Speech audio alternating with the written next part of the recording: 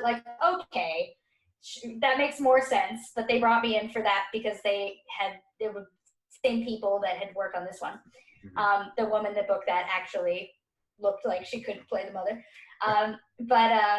So I did that, and then while I was rehearsing that, I booked another little show off Broadway in the Village called Line, which anybody that's been around New York long enough to know it's like the little show that could at a little theater that could, and then just sort of started booking, as much as I could after that. So that's kind of how I got my start, and started tutoring pretty much right away because the money's okay at best in the theater.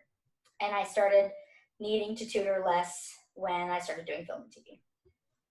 Was your goal to try to not shoot for the stars with big productions or big theaters and try to get yourself in the mix and try smaller theaters to get roles so you can build that resume up? Yes. I mean, the truth of the matter is you can't get those big auditions. You just can't get them. Like, you either have to have an agent that puts you in for it when you're first starting. You either have to have an agent that's just really amazing, or somebody has to see you and grab you out of a pile, or you go to something that's called an EPA, which is an equity principal audition, which is the union's auditions, but they prioritize people in the union. So if you're not in the union, you can put yourself on a long waiting list and maybe get seen at the end of the day, but mostly not, actually. Mostly those people sit around all day and they don't get seen. So that's the only way to do it, unless you have some sort of in, or unless, your aunt is an agent, or, you have to just start going and then start getting to know people so they call you in, so you don't have to wait in the big line for the random audition. And that's sort of how it goes. Talk about the mindset of when you're going to auditions and you don't get the part. Does it affect you in a way for that second, but then you're like on to the next and you're focusing on the next path? Yeah, I mean, the assumption is, I do hundreds of these a year at this point. So the assumption is that you're not going to get it, but you could, and I have.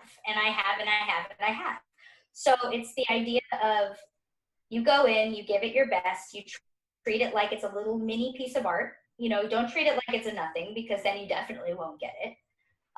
You treat it like you get to perform for a random casting director, random whatever, for 5 minutes, and you have their attention. So you do the best you can to imbue those 5 minutes with what you have to give, and it's your voice, your personality, your take on it, whatever it's going to be. And you leave it out there and you hope it goes well. And most of the time it does go well, especially if you're, a professional. And then what they're looking at is do they want to hire somebody that's a little older, a little younger, different color, different feel, different vibe, different whatever. So you're looking to do you at your best.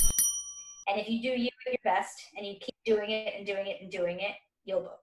It's just a numbers game at that point. But if you're not bringing your best, then you're never going to, that you're never going to be able to compete, because there's so many people that want to do this and do this well.